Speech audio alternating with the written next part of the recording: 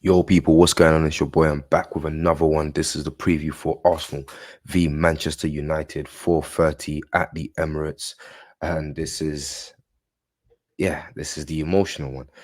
I'm sure we could all remember the last time round we faced Manchester United with that last minute and very emotional winner from Eddie Nketiah. And here we are, people. This game has come quite early in the season. Big game, a game that would definitely say, and you know, determine and just give a real analysis if we're really in it to challenge again for the title. And it's going to be a very interesting one because Manchester United, the big foe, the old foe, the rival, in a sense. It's always a tricky game, no matter if it's at the Emirates, no matter if it's at Old Trafford. But I think we have a good record against them in recent times at the Emirates. I think we can make it 3 wins, 3 consecutive wins um, at the Ems if we win this game tomorrow.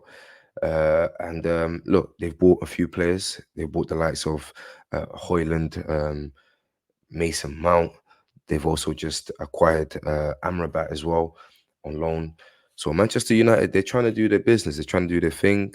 It's been a rocky start to, in a sense, to their season. Um, a bit more rocky than us, and they've had obviously a comeback, a bounce back in a game against Nottingham Forest, a recent game which they went on to win. I think goes by Ericsson and someone else, and we've obviously drew the game we've played, which wasn't, it wasn't a good showing. It's definitely gonna have to get better. The game against Fulham was, it was as I said in my post video, we need to learn how to kill teams. Teams like Fulham and the Wolves and of this world, we need to learn and apply this element, this very critical element, this very clinical element to our game, which is killing off teams when we're 2-1 up. We're gonna need to score a third and final goal, if not push for more. And this is going to be slightly different situation. Being Manchester United, we need to respect United. They have good players. Bruno Fernandez and all of these guys. No matter what we think, no matter what we say, these guys can cause a problem, and they most certainly will cause a problem. On the Arsenal front, we do have some good news. Takahiro Tomiyasu looks like he is available for selection again following his suspension, which is good. He's trying to really push to get some playing time. Tomiyasu. Um, Mikel Arteta has obviously spoken, and his presser as well, about the team and about Manchester United and so forth. He knows the importance of the games. He wants to win all of the games and all of these things, finish off well before that international break comes round. Eric Ten Hag as well, he's also spoken as well. He's mentioned things such as, it's one of the biggest games in the Premier League. They're really looking forward to the fight. There's always, intensity in this game and all of this stuff. So, look, in terms of tactics, from an Arsenal standpoint, Mikel Arteta, he's going to most certainly implement what he's been implementing, which is that sort of back four slash back three. Thomas Partey due to be at right back again. He's not going to change uh, things drastically how we want to see it. He's spoken in ways in his press conferences where he's, especially in this press conference, he said specifically like last season was last season. Last season's setup was last season's setup. Let's forget about that. It was different personnel. Yes, we got more or less the same personnel, but slightly different in terms of our approach because of Xhaka and what he, meant to that particular, squad and that particular setup. Xhaka is no longer here, and Zinchenko hasn't been here for a very long time. He's obviously now back and available for selection, which is good to see. But yeah, they've had to adapt, and Mikel's had to adapt and adjust. Unfortunately, we've lost Urin Timber, which is very, very sad to see.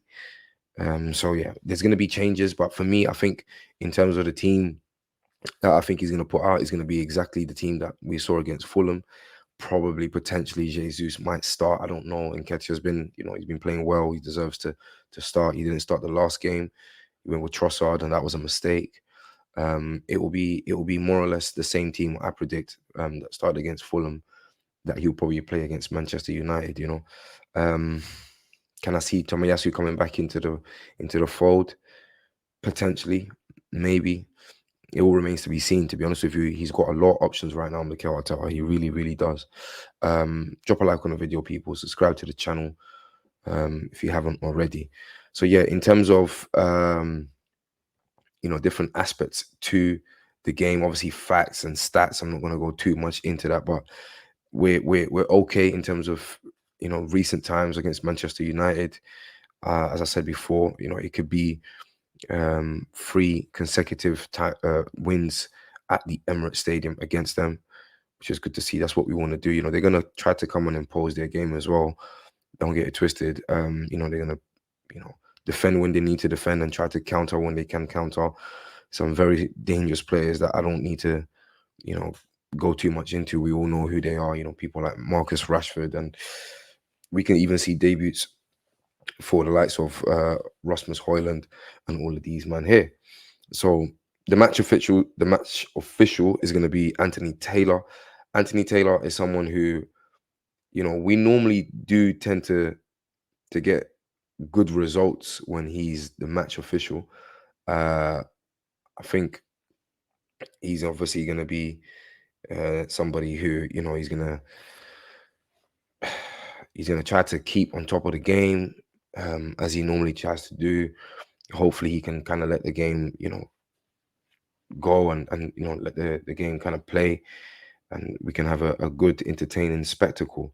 Um, yeah, but that's pretty much it. I don't think in terms of as I said before, tactical changes, we're gonna see too many. Even though I know a lot of people wanna, kind of expect that, and a lot of people want to see that from Arsenal. I do believe that that's not what that's going to happen. He's going to continue to kind of implement the tactics and the formation that he has been doing, and that's as simple as that. In terms of Gabriel starting, I don't think we're going to see him start. We know, obviously, transfer window's closed.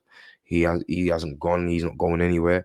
So we need to see Gabriel. Gabriel is so pivotal to how we were successful last season. I just don't understand. And I know there's been, obviously, off the pitch things going on and situations that are happening. He's been, you know, so what I've heard is potentially swayed by, other clubs to be able to, push through for a transfer and stuff like that. And that's why he's been dropped. But I'll be honest and I'll be real. Look, at the end of the day, these players are young, and sometimes it is what it is. These South American players, they don't play games, bro. And this is like, it is what it is. Like the money, when it's too good to turn down, sometimes it's just too good to turn down. He's not pushing for a move, and that's why he's kind of played here and there. We didn't, even come on as a substitute against Fulham, but yeah, man, it's done, it's dusted. Get the guy back on the pitch because we need him. We need him for set pieces. We need him for defending. We need him for his mentality. We need him for his leadership. We need Gabriel playing again. And if you can somehow, Mikel, find it within yourself to just say to yourself, you know what, okay, cool, you're here. Don't scapegoat the guy and, try to do all of this extra stuff. I don't think it's a case of, Havertz having to play as to why he's not playing. It doesn't make any sense, bro. Because Havertz is playing, we have to remove a defender. No, no, no, no.